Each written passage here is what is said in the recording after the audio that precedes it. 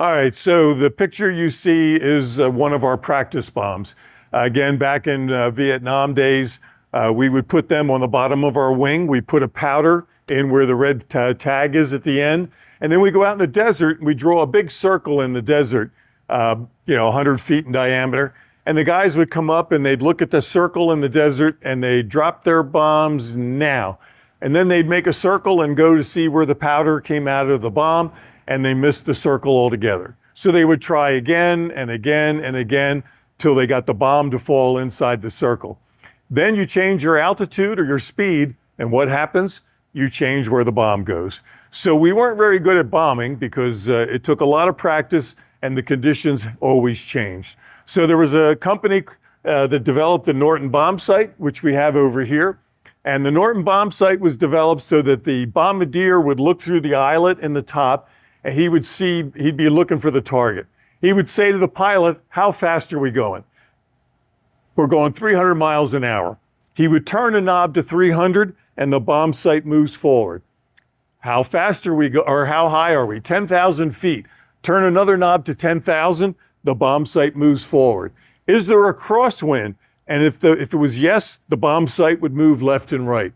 So now when the bombardier saw the target and pushed the pickle button, the bombs, they say, would go right into a pickle barrel.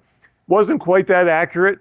It was within a couple miles of the pickle barrel, but it was still better than how good we were dropping those bombs into the 100-foot circle. People always thought that we were worried about the Germans getting the technology. There was a spy in the Norden plant who sent the prints from the Norden Bombsight to Germany 6 months before the war even started. So they had prints for this, but they were dive bombing people, not high altitude bombers. So they tried to make it, but they weren't really very good at it and really never used it. You could always tell who the bombardiers were. The rubber at the top where the bombardiers looked was made of pure rubber, a little eyelet, and pure rubber leaves a black ring around your eye. So they could always tell who the bombardiers were. If you look through the bomb sight, you see this, and that's crosshairs. And we asked people, do you know what was made, the crosshairs, what they were made of? Because on the internet, you can look it up, and Mary Brown's hair was used on the Norden Bombsight. The government supposedly wanted 18 inches of hair, couldn't be dyed or permed, and if they could use your hair, they would pay for it. So if you look on the internet, and the internet's always right, Mary Brown's hair was the one that was used. And that's a crock of, let's just say it's garbage. Ronald Reagan made that story up when he was going to give a talk somewhere because he thought it would really be cool if he made that little talk. So it never happened.